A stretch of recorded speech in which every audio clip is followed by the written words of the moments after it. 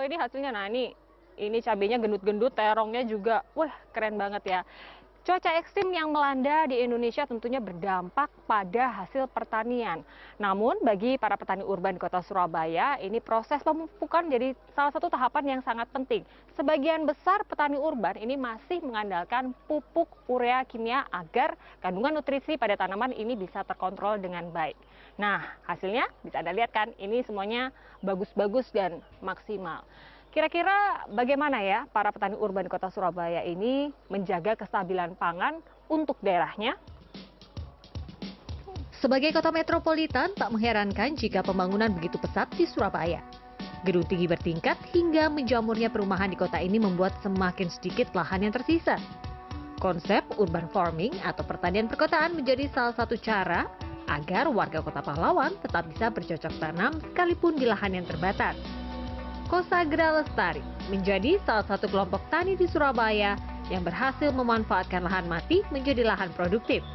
Ada berbagai jenis sayuran yang dikembangkan di sini mulai dari cabai rawit, terong, tomat, dan banyak lainnya. Tujuan awal dari urban farming, Kosagra Lestari adalah untuk memenuhi kebutuhan pangan warganya sendiri. Perawatan dan pemeliharaannya pun merupakan swadaya warga. Para warga RW 4 Kelurahan Medokan Ayu ini mengaku terbantu dengan adanya lahan pertanian di wilayahnya. Saat harga bahan pangan tinggi atau kualitas komoditas sayuran buruk akibat cuaca ekstrim, mereka tak bisa menikmati hasil pertanian yang baik. Misalnya, ketika harga cabai rawit di pasaran di atas Rp60.000 per kilogram, warga bisa membeli cabai dengan harga Rp50.000 per kilogram di kelompok tani Kosagra Lestari. Untuk hasil panen yang berkualitas, para petani urban ini ternyata masih mengandalkan penggunaan pupuk urea kimia pabrikan.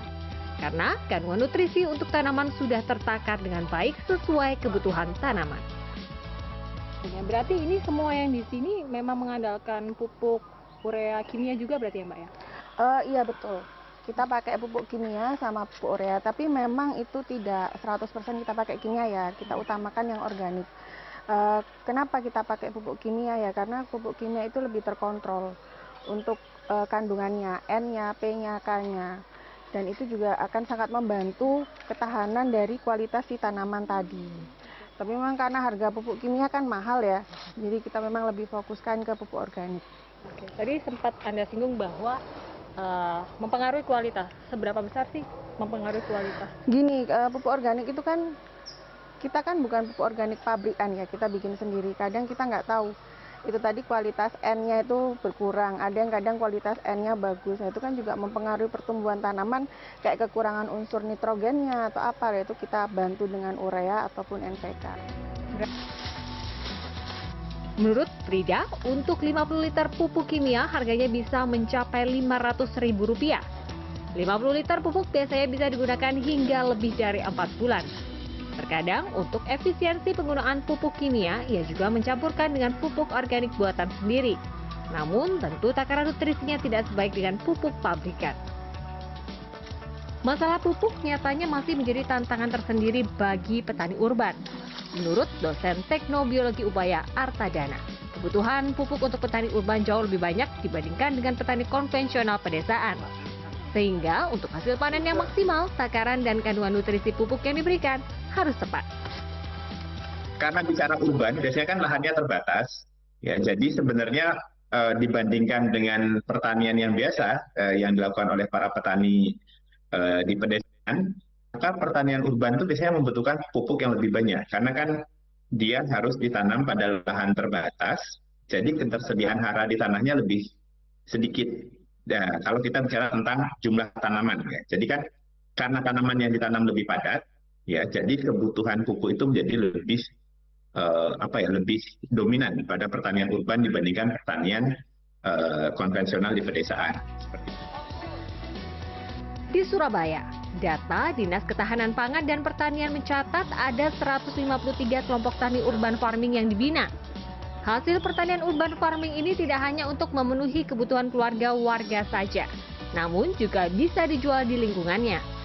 Menjamurnya petani urban di Kota Pahlawan membuat pemerintah Kota Surabaya berencana menyulap lahan kosong di daerah Pakal, Surabaya menjadi lahan pertanian perkotaan. Dan 15 hektar nanti kita pakai sistem greenhouse. Dan itu menggunakan teknologi.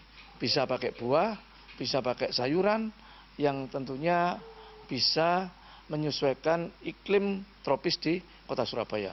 Dan kalau itu bisa nanti memproduksinya bisa untuk kecukupan pasar, itu baru Surabaya sebagai kota metropolis mempunyai satu tempat pertanian yang benar-benar bisa bisa dikatakan memproduksinya secara simultan terus-menerus. Ya, saat ini banyak sekali muncul petani-petani modern di berbagai daerah. Untuk mewujudkan petani-petani yang berdaya dan mandiri, PT Pupuk Indonesia juga berkomitmen untuk mendukung melalui berbagai program. Dengan semakin banyak petani yang mandiri tentunya akan berdampak pada stabilitas pangan yang terjamin. Di program Makmur ini petani itu mendapatkan edukasi soal praktik pertanian modern dengan tambahan pupuk non subsidi. Ada juga penggunaan teknologi untuk mendorong produktivitas petani yang dikenalkan dalam program Makmur. Misalnya untuk meningkatkan produktivitas itu ada pertanian presisi. Diawali dengan uji tanah. Dari komposisi itu kemudian bisa diketahui kebutuhan-kebutuhan pupuk yang dibutuhkan oleh petani untuk meningkatkan produktivitas mereka. Pada akhirnya, untuk memupuk ketahanan pangan, para petani urban membutuhkan dukungan dari berbagai pihak termasuk produsen pupuk kimia. Misalnya dengan hadir dengan pilihan produk kemasan berbagai ukuran atau menghadirkan produk pupuk dengan harga yang lebih terjangkau. Sehingga hal ini bisa menjangkau setiap petani baik petani konvensional ataupun petani urban. Lia Clarissa, Gencar Wicaksono, Surabaya, Jawa Timur.